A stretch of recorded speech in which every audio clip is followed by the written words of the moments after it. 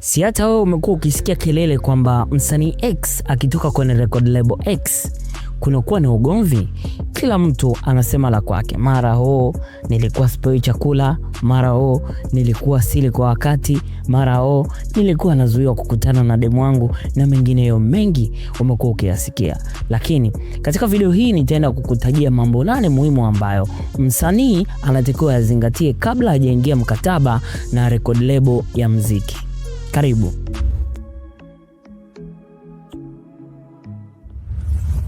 By the way, mimi nifahamike kama Lijumbo, na jambo la kwanza ni umiliki wa kazi za muziki. Yaani hapa wazungu wanasema masters. Mara nyingi huaga record label huwa ndio wanataka kuwa wamiliki wa kazi husika. Sasa hapa msanii inabidi awe makini sana, kwa sababu tumekuwa tukiona wasanii wengi wakiwa wanatoka kwenye record label wanapigwa zile marufuku kwamba ni marufuku kutumia ngoma zetu kwenye sehemu yoyote. Na sisi ambao tunakuwa nje hatujui mkataba ulikuwa unasemaje, tunaanza kuhisi record label fulani walikuwa wana roho mbaya kwa huyo msanii. Lakini issue ni mkataba, issue ni makubaliano. Kama msanii elewa kwamba baada ya mimi kuondoka, hizi kazi nitakuwa na asilimia ngapi za umiliki, au naruhusiwa kuja kuzinunua, au naweza kurudishiwa hakimiliki za kazi ambazo mimi nimezifanya.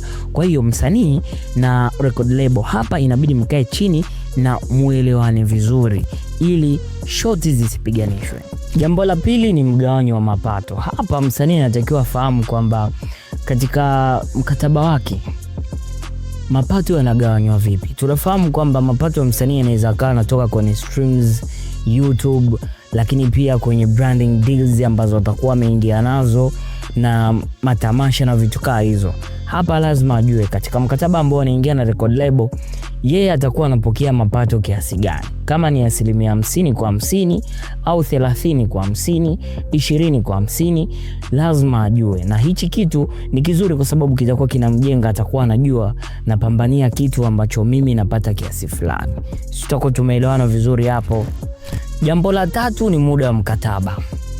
Kuna baadhi ya mikataba inakuwa ni ya milele, mingine ni ya muda mrefu kiasi ya kwamba ukitaka kutoka kuna kuwa na kipengele. Kwa hiyo hapa msanii inabidi ajue mkataba ambao anaingia na record label husika unachukua muda gani.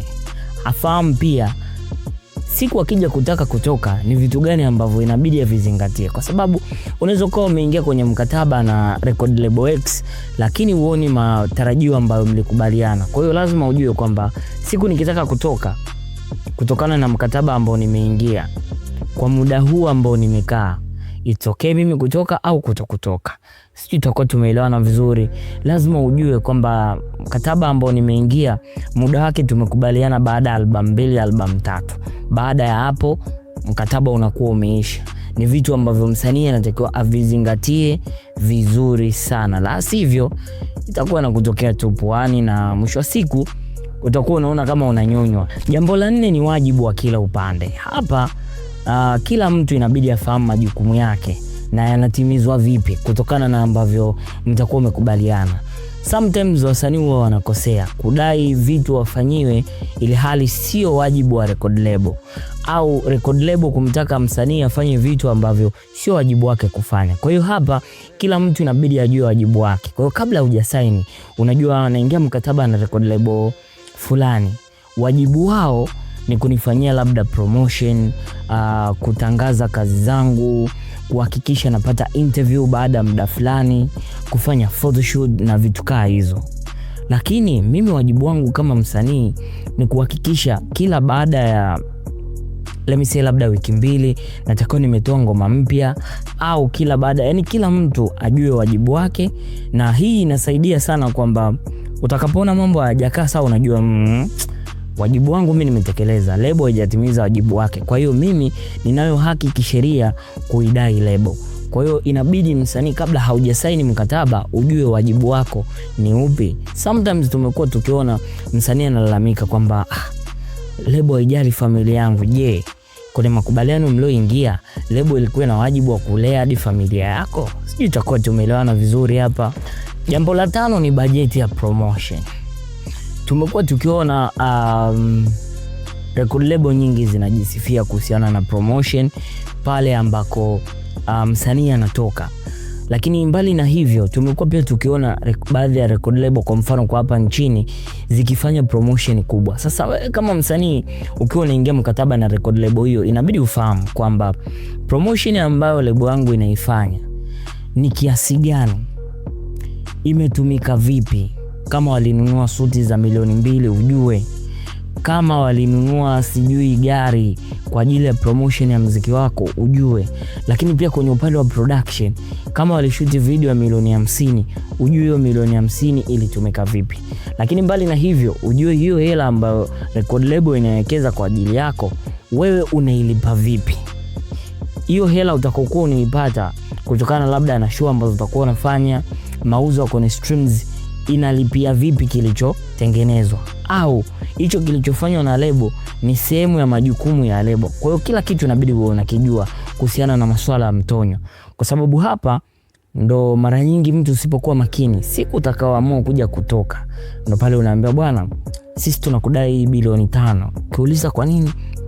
Tulifanya promotion ya ngoma yako fulani, sijui tulikushutia video, sijui tulifanya hivi. Kwa hiyo msanii inabidi uwe makini na mkataba ambao unaingia, lakini kuwepo na vipengele kama hivi vya wewe kuweza kushirikishwa kwenye kile ambacho utakuwa unakifanya kwenye record label husika.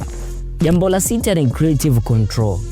Hii bana imekaa kisomi kidogo, lakini Kiswahili chake ni kwamba tunaweza tukasema kwamba udhibiti wa ubunifu. Yani hapa msanii pia anatakiwa ajue record label ambayo nimeingia nao mkataba inataka tufanye ngoma za gospel tu, au inataka tufanye ngoma za singeli tu, siruhusiwi kufanya aina nyingine ya muziki. Kwa hiyo kabla hujaingia mkataba na hiyo record label husika, ujue kiubunifu, uandaji wa kazi zangu haito ni cost kwa namna moja au nyingine. Sio umepewa mkataba kwa sababu umepewa mkataba una thamani ya dola labda za Kimarekani 500,000, lile wenge likakufanya usisome vipengele vizuri ukaingia mkataba. Baadaye umekuja kumuona msanii fulani unataka kufanya naye kazi, unaambiwa bwana, mkataba wako kuruhusu kufanya kazi na msanii fulani, unaanza kumind. So hivi ni vitu vya kuzingatia wewe kama msanii. Je, hii record label ambayo unaingia nao mkataba inaweza kaniruhusu mimi kufanya aina fulani ya muziki? Inaweza kaniruhusu kufanya kazi na msanii fulani? Nafikiri tunaweza tukao tunaelewa kwamba kwa nini wasanii fulani walivyokuwa kwenye record label fulani walikuwa wafanyi kazi na wasanii fulani, na wamekuja kutoka tunaona wanafanya nao kazi au wanakuwa nao karibu. Kwa hiyo haya yote waga yanajumuishwa kwenye mikataba. Mkataba ulikuwa unasemaje? Msanii alikubaliana vipi na record label? Vitu kama hizo. Jambo la 7 ni haki ya matamasha na biashara zingine. Kama msanii unapoingia mkataba na record label fulani au record label ambao utakuwa umekubaliana nao mfanye biashara, lazima ujue kile kinachopatikana kwenye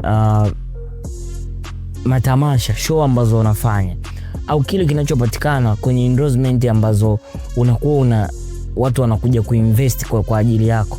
Lazima ufahamu na ujue, je, hichi ambacho ninakipata record label inachukua kiasi gani na mimi nachukua kiasi gani? Kuna baadhi ya record label msanii akipata tangazo la milioni 200, milioni 150 itaenda kwenye label, milioni 50 ndo atachukua msanii.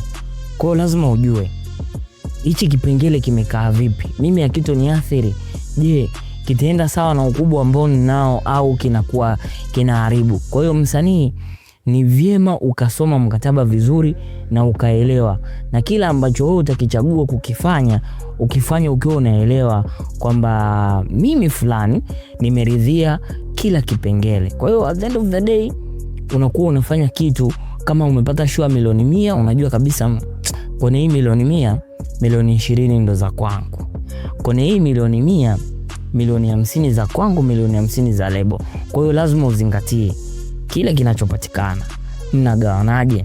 Lakini pia ukienda mbali, kuna masuala kwamba sometimes record label inakuruhusu ufanye biashara na makampuni mengine, lakini hairuhusu kutumia hakimiliki za vitu ambavyo wao ndo wanaviona. Kwa mfano, una ngoma yako labda ina trend, umetoa imekuwa imefanya vizuri, lakini huruhusiwi na record label kutumia ile nyimbo kutengenezea tangazo, kutangazia biashara zingine. Kwa vitu vyote hivi msanii anatakiwa vijue na havielewe vizuri kabla hajamkuta kumkuta. Jambo la 8 na la mwisho la kuzingatia ni ushauri wa mwanasheria. Wewe kama msanii inabidi kabla haujaingia mkataba na kampuni au kitu chochote ambacho kinahusisha mkataba, lazima uwepo na mwanasheria wa kukushauri na kukufafanulia vipengele vilivyoandikwa katika mkataba husika. Hii inaweza kukusaidia baadaye usije ukadhulumiwa au ukawa umesaini mkataba ambao unakunyonya au hujui ulikuwa unamaanisha nini. Kwa ufupi tu, kabla kusaini mkataba hakikisha umekula, umeshiba, usiwe na njaa, lakini soma na elewa. Lakini pia omba muda wa kutathmini kile ambacho unaenda kukisaini. What if umeingia mkataba wa miaka 5 au 10 alafu unakunyonya? Kwa hiyo lazima ukae chini, usome na uelewe na ukubaliane na kila sharti ambalo umewekewa, ili itakapokuja kutokea mambo baadaye yamebadilika, ujue ni kitu ambacho ulikukubali na ulikiridhia. Na mwisho kabisa, kama utakuwa umependa au umevutiwa na video hii, nikukumbushe tu usiache kusubscribe, kulike, kushare pamoja na kucomment kwa wingi wa video za muziki ambazo zinaelimisha. Mimi nilikuwa nafahamika kama The Jumbo na nitaendelea kufahamika hivyo. Until next time. Bye bye.